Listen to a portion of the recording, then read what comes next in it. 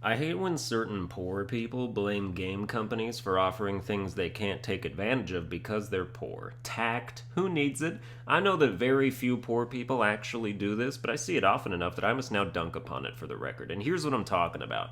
Whenever a game unveils some kind of pre order bonus or incentive to purchase it day one or within a certain amount of time, I am always seeing at least one person in a thread like, wow, exclusive rewards for people who can afford full price. Glad to see you don't care about the less fortunate.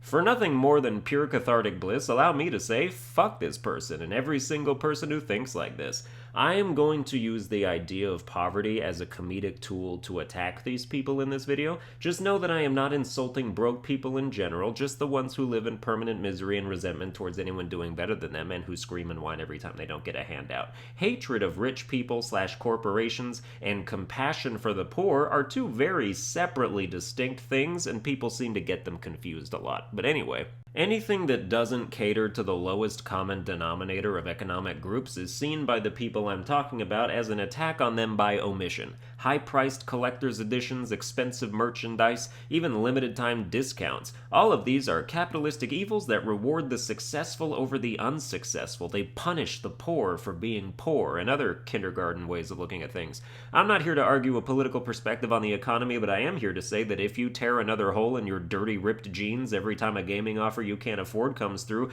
pretty soon you'll be out of pants entirely, and the next time you go to pick up your kid from summer school, you'll be arrested for exposing yourself, registered as a sex offender, and then you'll have to move your cardboard box to an alleyway in another state to start over.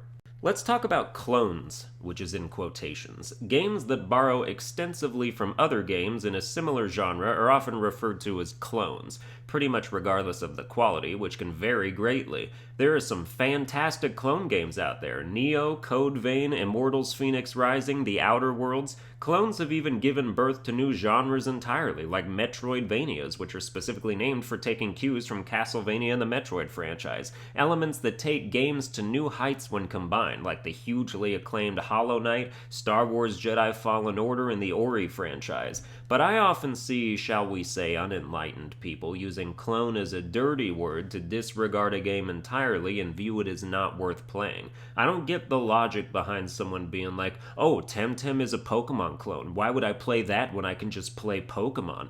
Okay, do you want to play Pokemon? No, I'm burnt out on it. Huh? How do you reconcile the two different people living in your brain right now? Even if the mechanics are similar, it's still a new game you haven't played, which is inherently more interesting than retreading the thing you're comparing it to. If everyone thought like that, we wouldn't make new games anymore. Everything is borrowing from something else. Everything is inspired by something else. Immortals Phoenix Rising is a dead ringer for Breath of the Wild, from the stamina wheel to the climbing everything to the puzzles to the health upgrades to the vaults, which are functionally the same as shrines, to the game not really starting until you get the ability to glide. But it stands out with increased mobility and fluidity of combat, no weapon durability, and a very deep and rewarding upgrade system. Plus, the things it does copy work exceptionally well in the game, which is why it copied them.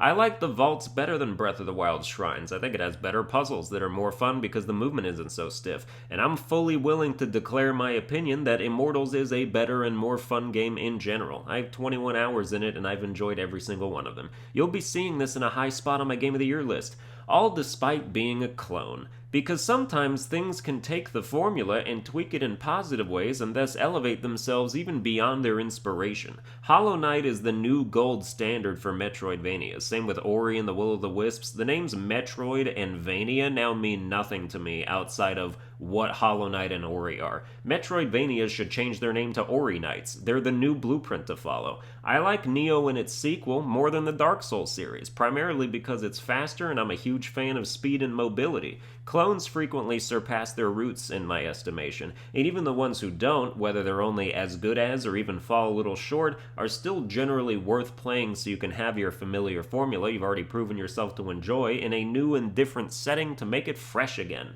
Now let's touch on some Cyberpunk action. The game finally released after 80 delays and still ended up with more bugs than a biblical plague. This has led to a predictable reaction of some people being like, wow, look at all the bugs, this game is trash, because that's all I'm paying attention to for some reason. I've played for like 4 hours. In that time, I encountered an NPC's hamburger repeatedly falling onto the ground from his hand as he ate nothing, and I watched a body I had just thrown on the floor disappear, which is purely convenient if you ask me. Give me more helpful bugs like that one. Oh, also, there seems to be a problem side quest that crashed my game both times I attempted it. When you're trying to find a cop named Anna and you search through this sequestered little market area, it seems to be too much for the game to handle. On the PS4 version, anyway. I'm playing the PS4 version on PS5 because the PS5 version doesn't release till February, I think, which makes no sense, because I thought when they announced the last delay it was because the PS4 version needed tuning, but they were done with the PS5 version, in which case, why does the PS5 version come out later? Hello, I know you're already done with that shit. But so yeah, there's bugs. You know what else had a lot of bugs? Skyrim. You know what game got Game of the Year in 2011 anyway? Skyrim. Calm yourselves. Skyrim almost has more bugs 9 years later than Cyberpunk does at launch, and CD Projekt Red is actually going to commit to fixing theirs. You're still going to see this game nominated for half the categories next year, and there will even be a next-gen version to contend with.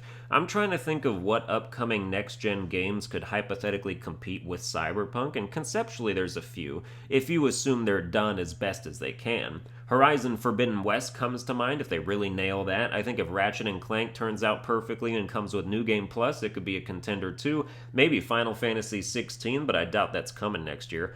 Hogwarts Legacy is a game where I'm not a huge Harry Potter fan. Like, I read all the books and saw all the movies when I was a kid, but if you asked me, I wouldn't be like, oh yeah, I'm a huge Harry Potter fan. But the idea of that game fulfilling its potential makes me more excited than anything else. That could totally beat Cyberpunk if it was at its best. Cyberpunk lets you pick your pronouns. It would be funny if in Hogwarts the Sorting Hat decided them for you. Well, that's going to do it for this episode. I hope you enjoyed it. If you did, you can like, share, and subscribe, and I'll see you guys next time.